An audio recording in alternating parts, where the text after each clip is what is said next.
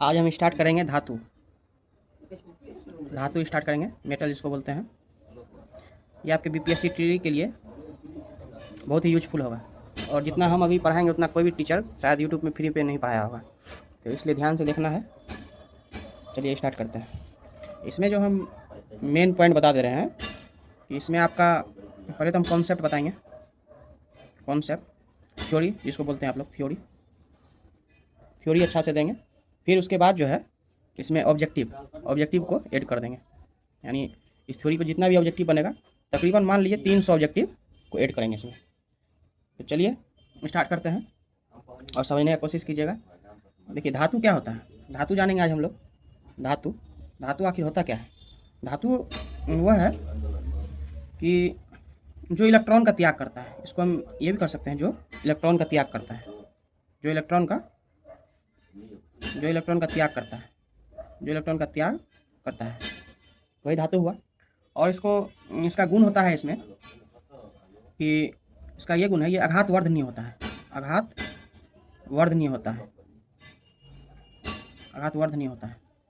इसका गुण होता है धातु में आघात वर्धनीयता पाया जाता है। यानी कि आप इसको जैसे कोई धातु है उसको पीट कर चादर बना सकते हैं। जैसे मान लीजिए ये पेन ही धातु है, तो इसको पीट कर कितना पतला से पतला कर सकते हैं, वही आघात वर्धनीयता कहलाता है। इसमें तन्यता का भी गुण पाया जाता है। आप बोलिएगा तन्यता क्या होता है? तन्यता का मतलब ये हुआ कि कोई जैसे ये पेन है, इसको खींच कर तार बनाया जा सके, यानी कितना खींचा जा सकता है, तो उसमें तन्यता यानी खिंचाव का भी गुण पाया जाता है।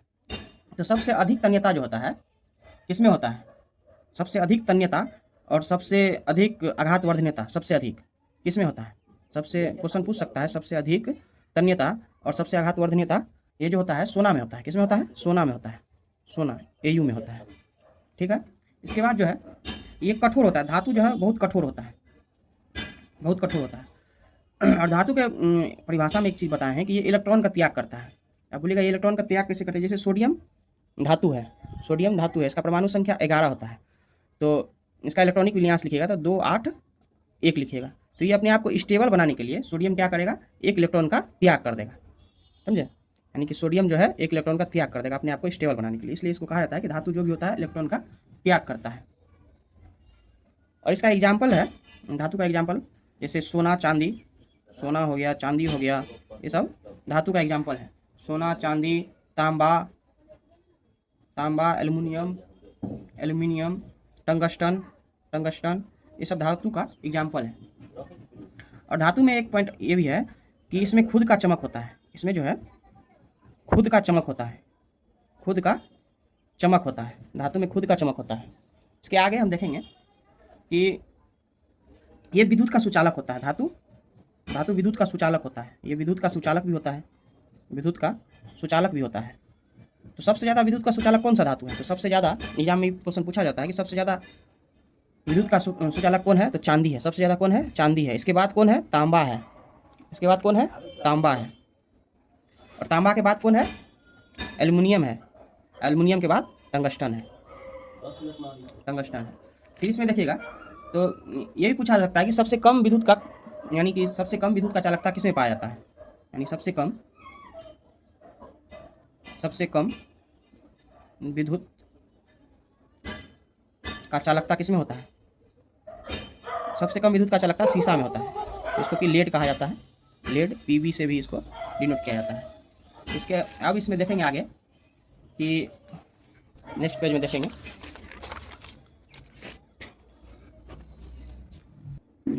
धातु में जो है ऑक्साइड का प्रकृति, धातु का ऑक्साइड का प्रकृति जो होता है, धातु का ऑक्साइड का जो प्रकृति होता है, ऑक्साइड की प्रकृति क्षारीय होता है। कैसा होता है? क्षारीय होता है। धातु के ऑक्साइड की प्रकृति कैसा होता है? क्षारीय होता है। लेकिन इसका एक अपवाद है, इसका एक अपवाद भी है कि क्रोमियम का जो है, क्रोमियम का ऑक्साइड की प्रकृति अम्लीय होता है। क्रोमियम का क्या होता है? क्रोमियम ऑक्साइड का प्रकृति, क्रोमियम ऑक्साइड यानी कि Cr2O3 का प्रकृति कैसा होता है? अम्लीय होता है। तो इसे प्रायः धातु के ऑक्साइड का प्रकृति क्षारीय होता है, लेकिन ये अपवाद है क्रोमियम ऑक्साइड का, इसका प्रकृति अम्लीय होता है। और इसमें एक पॉइंट नोट में लिख लीजिएगा कि एल्युमिनियम, नोट में लिखिएगा एल्युमिनियम, जिंक, पीबी यानी लेड, ये सब का ऑक्साइड जो है उभयधर्मी होता है, यानी कि अम्लीय भी होता है और क्षारीय भी होता है। एल्युमिनियम, जिंक, पीबी का ऑक्साइड कैसा होता है? ऑक्साइड उभयधर्मी होता है। कैसा होता है? उभयधर्मी होता है। कैसा होता है? उभयधर्मी होता है, यानी कि ये इसका ऑक्साइड जो होता है क्षारीय भी होता है, ऑक्साइड का प्रकृति अम्लीय भी होता है और क्षारीय भी होता है। चलिए अब मेन पॉइंट की ओर बढ़ेंगे। सबसे भारी धातु जो है, सबसे भारी धातु जो है, सबसे भारी धातु कौन सा है? सबसे भारी धातु आपका ओस्मियम होगा। ओस्मियम सबसे भारी धातु कौन सा है? ओस्मियम। और सबसे हल्का धातु लिथियम। सबसे हल्का धातु कौन है? सबसे हल्का धातु कौन है? लिथियम। लिथियम सबसे हल्का धातु। और सबसे कठोर धातु कौन है? सबसे कठोर धातु कौन है? क्रोमियम है। कौन सा है? क्रोमियम है। क्रोमियम है। इसके बाद हम लोग देखेंगे कि पृथ्वी का जो भूपट्टी रहता है, यानी क्रस्ट, यानी सबसे ऊपरी भाग, उसमें जो है सबसे ज़्यादा क्या पाया जाता है? सबसे ज़्यादा पाया जाने वाला धातु कौन सा? एल्युमिनियम है। पृथ्वी का जो क्रस्ट है, पृथ्वी का जो भूपट्टी है, पृथ्वी का भूपट्टी में सबसे ज़्यादा पाया जाने वाला, सबसे ज़्यादा पाया जाने वाला धातु, सबसे ज़्यादा पाया जाने वाला धातु कौन है? यानी कि पृथ्वी की भूपट्टी में सबसे ज़्यादा पाया जाने वाला धातु, भूपट्टी का मतलब हुआ कि जैसे तारबूज है, उसका सबसे ऊपरी परत जो होता है, वही पृथ्वी का सबसे ऊपरी परत में जो है सबसे ज़्यादा पाया जाता है। कौन? एल्युमिनियम प्रथम स्थान पे है। सबसे ज़्यादा एल्युमिनियम पाया जाता है, जिसका परसेंटेज 7% है। एल्युमिनियम सबसे ज़्यादा पाया जाता है, ये प्रथम स्थान पर है, ये प्रथम है। इसके बाद लोहा है, लोहा सेकेंड स्थान पर है, जिसका परसेंट 4% है, द्वितीय बोल सकते हैं, इसका परसेंट द्वितीय है। उसके बाद जो है कैल्शियम पाया जाता है। कैल्शियम का परसेंटेज कितना है? 3%, ये तृतीय स्थान पर है। किस स्थान पर है? तृतीय स्थान पर है। तो पृथ्वी के भूपट्टी में सबसे ज़्यादा पाया जाने वाला एल्युमिनियम है, लेकिन यही पूछते पृथ्वी के केंद्र में पाया जाने वाला सबसे अधिक धातु कौन है? पृथ्वी के केंद्र में पाया जाने वाला सबसे ज़्यादा कौन सा धातु है? कौन सा धातु है? तो ये होगा निकेल। सबसे ज़्यादा निकेल है पृथ्वी के केंद्र में। कहाँ पे? पृथ्वी के केंद्र में। भूपट्टी में सबसे ज़्यादा एल्युमिनियम, और फर्स्ट में निकेल आता है, और सेकेंड में लोहा आता है। सेकेंड में कौन आता है? लोहा आता है। चलिए अब आगे बढ़ते हैं, इसका स्क्रीनशॉट ले सकते हैं। चलिए इधर देखते हैं कि धातु का रासायनिक गुण कुछ देखते हैं। धातु का रासायनिक गुण, धातु का रासायनिक गुण देखते हैं। इसमें हम पहले देखेंगे कि जब फर्स्ट स्थान पे धातु का ऑक्सीजन के साथ क्रिया होता है तो क्या बनाता है, यानी कि धातु का प्लस मतलब समझिए ऑक्सीजन, जब धातु में ऑक्सीजन मिला दिया जाए, जब अगर धातु में ऑक्सीजन मिला दिया जाता है धातु के साथ, यानी कि धातु का ऑक्सीजन के साथ क्रिया कराया जाता है तो क्या बनता है? जब धातु को ऑक्सीजन के साथ मिला दिया जाएंगे तो ये ऑक्साइड बनाएगा। जैसे सोडियम को ऑक्सीजन से अभिक्रिया बनाएंगे तो क्या बनेगा? Na2O बनेगा, यानी कि सोडियम ऑक्साइड बनेगा। सोडियम ऑक्साइड बनेगा। क्या बनेगा? Sodium oxide. कह सकते हैं अगर धातु का रासायनिक गुण में फर्स्ट स्थान पे हम लोग ये देखें कि धातु का अगर ऑक्सीजन के साथ अभिक्रिया कराया जाए तो क्या बनेगा? सोडियम का अगर ऑक्सीजन के साथ अभिक्रिया कराएं तो क्या बना? Sodium oxide. उसी प्रकार दूसरा देखेंगे, अगर धातु का जल के साथ अभिक्रिया कराया जाए, धातु का जल के साथ, H2O मतलब जल हो गया, अगर जल के साथ अभिक्रिया कराया जाए तो क्या बनता है? एक तो हाइड्रोजन गैस बनेगा, हाइड्रोजन गैस प्लस आपका धातु हाइड्रोक्साइड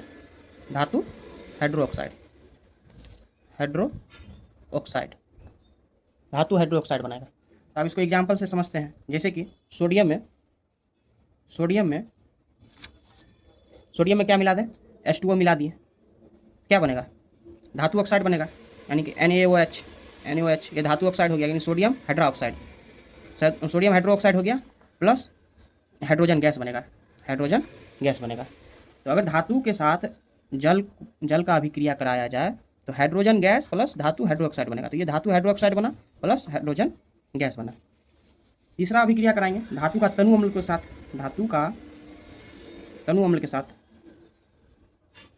साथ, ये एग्जाम में पूछ सकता है कि धातु का अगर ऑक्सीजन से अभिक्रिया कराया जाए तो क्या बनता है, सोडियम ऑक्साइड बनता है। अगर धातु का जल से अभिक्रिया किया जाए तो धातु ऑक्साइड प्लस हाइड्रोजन गैस बनता है। और अगर धातु का तनु अम्ल के साथ अभिक्रिया कराया जाए तो धातु लवण बनेगा धातु लवण बनेगा और हाइड्रोजन गैस बनेगा, प्लस में क्या बनेगा, हाइड्रोजन गैस बनेगा।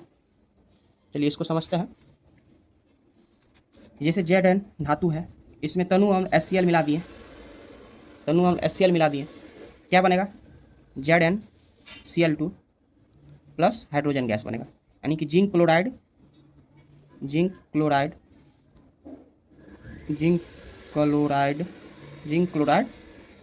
प्लस हाइड्रोजन गैस बना। ये तो समझ ही रहे हैं, इसका जिंक क्लोराइड। यानी फिर से समझिएगा, अगर धातु का तनु अम्ल के साथ अभिक्रिया कराएंगे तो क्या बनेगा, धातु लवण बनेगा प्लस हाइड्रोजन गैस बनेगा। तो धातु लवण क्या है, ZnCl2। अगर Zn का प्लस HCl से अभिक्रिया कराएं तो जिंक क्लोराइड बना प्लस हाइड्रोजन गैस बना। फोर्थ पॉइंट में अगर अभिक्रिया कराते हैं, जब कोई अधिक सक्रिय धातु है और उसको कम सक्रिय धातु से अभिक्रिया कराएंगे तब क्या बनता है। अब अधिक सक्रिय धातु क्या है और कम सक्रिय धातु क्या है, इसको समझाते हैं। पहले इसको समझिए, जब किसी अधिक सक्रिय धातु को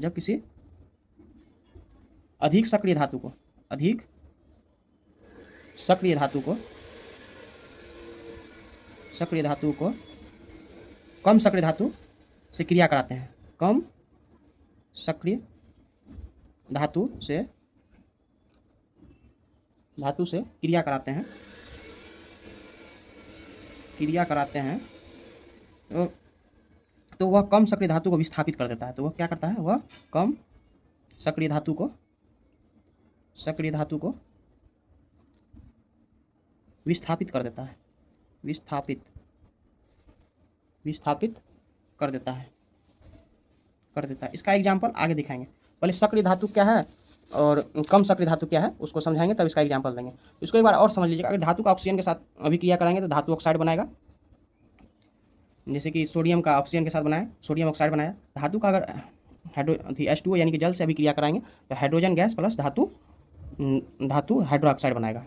एग्जाम्पल के साथ समझा दिए हैं। अगर धातु का तनु अम्ल के साथ अभिक्रिया करवाएं तो धातु लवण बनाएगा प्लस हाइड्रोजन गैस बनाएगा। Zn का HCl के साथ अभिक्रिया करवा के बता दिए हैं। उसके बाद क्या है, जब किसी अधिक सक्रिय धातु को कम सक्रिय धातु से अभिक्रिया कराते हैं तो कम सक्रिय धातु को विस्थापित कर देता है। इसको आगे एग्जाम्पल के साथ देखेंगे, तब तक इसको देख लीजिए। देखिए, कहने का मतलब ये है कि जब किसी अधिक सक्रिय धातु को, जैसे Fe अधिक सक्रिय धातु है किससे, कॉपर से, तो Fe का कॉपर से अगर अभिक्रिया कराते हैं, यानी कि कॉपर सल्फेट से CuSO4 से अभिक्रिया करवाएंगे तो फेरस सल्फेट बनेगा FeSO4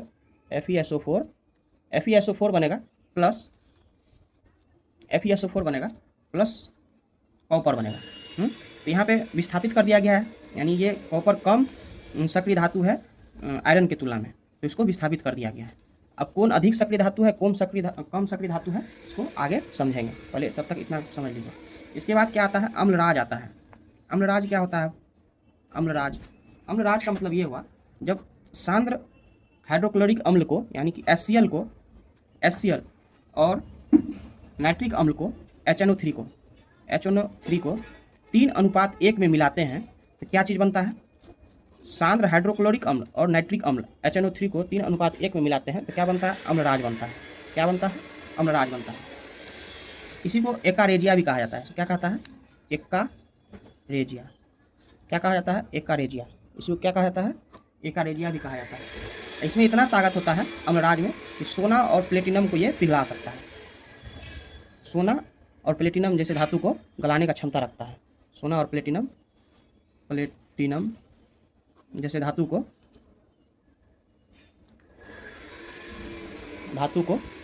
गलाने का क्षमता रखता है। फिर से इसको समझिए कि अम्लराज क्या होगा, अगर हाइड्रोक्लोरिक अम्ल और HNO3 को 3:1 में मिलाया जाए तो अम्लराज का निर्माण होता है, यानी कि एकारेजिया का निर्माण होता है।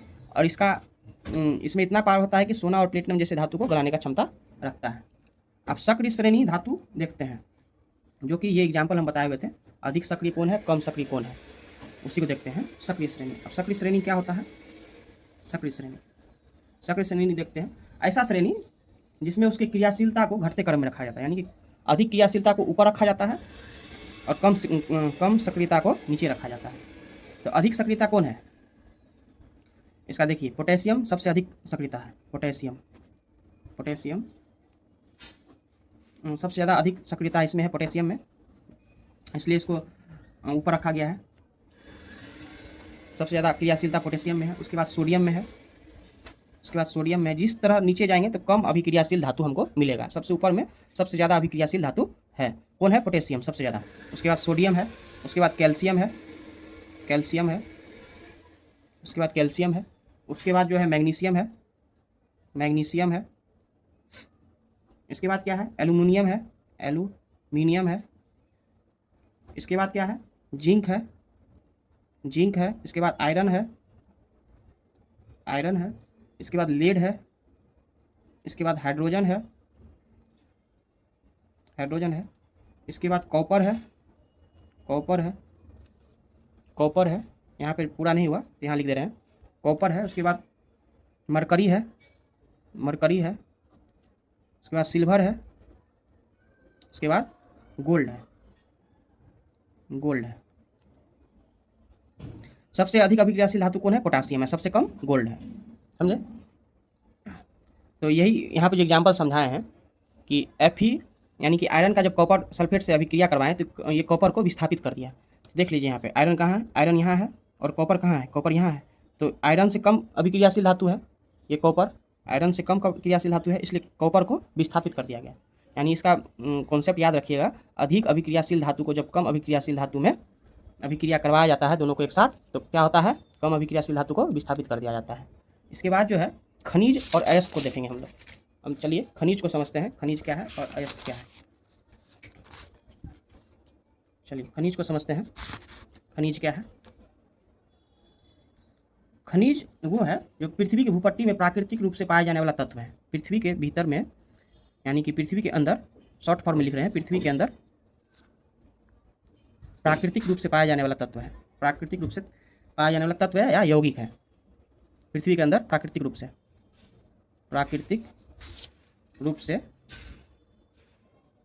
पाया जाने वाला तत्व या यौगिक है। इसको डिटेल में समझाते हैं। यह पृथ्वी से अशुद्धियों के रूप में प्राप्त होता है। खनिज जो है पृथ्वी से अशुद्धियों के रूप में प्राप्त होता है। किस प्रकार प्राप्त होता है? अशुद्धियों के रूप में प्राप्त होता है। एक शब्द है अयस्क। अब अयस्क क्या है उसको समझिए। अयस्क क्या है? अयस्क वो है वे खनिज जिनमें किसी खास धातु की मात्रा बहुत ज़्यादा होती है और उसमें से उस धातु को आसानी से कम खर्च और मुनाफा के लिए निकाला जा सकता है। तो इसको आसान भाषा में ऐसे समझ सकते हैं कि जो खनिज है, तो खनिज अशुद्धि के रूप में हमें मिला, तो अब इस जो अशुद्धि मिला वही खनिज ही अयस्क है। कहने का मतलब यही है कि खनिज ही अयस्क है। तो जो अशुद्धि के रूप में हमको मिला, तो उसको कम खर्च में अगर उससे धातु प्राप्त कर लेते हैं तो वही अयस्क है, यानी जिसमें कम खर्च करके हम धातु प्राप्त कर सकें। जैसे लोहा है, लोहा का अयस्क क्या है? हेमेटाइट है। हेमेटाइट है। तो ये एक अयस्क है। अब इसको हम खनिज भी कह सकते हैं, हेमेटाइट को। अब बोलिए क्यों हेमेटाइट खनिज भी है? क्योंकि कॉन्सेप्ट है कि जितना भी अयस्क है वो सभी खनिज है। सभी अयस्क को खनिज कह सकते हैं, लेकिन सभी खनिज को अयस्क नहीं कह सकते। आप बोलिए कैसे? क्योंकि लोहा का अयस्क हेमेटाइट है। हेमेटाइट में कुछ रूल रेगुलेशन होता है, उसके द्वारा हमें लोहा प्राप्त होता है। ये हेमेटाइट पृथ्वी के अंदर से निकाला जाता है। पृथ्वी के अंदर से जिस चीज़ को निकाला जाएगा उसको खनिज कहा जाएगा। और वही अशुद्धि है, ये हेमेटाइट अशुद्धि है, इसमें बहुत कुछ मिला हुआ है। इसको शुद्ध करके लोहा बनाया जाता है, लोहा को मार्केट में बेचा जाता है। तो एग्जाम में पूछा जाता है कि सभी खनिज को हम अयस्क कह सकते हैं, तो सभी खनिज को हम अयस्क नहीं कह सकते हैं, लेकिन सभी अयस्क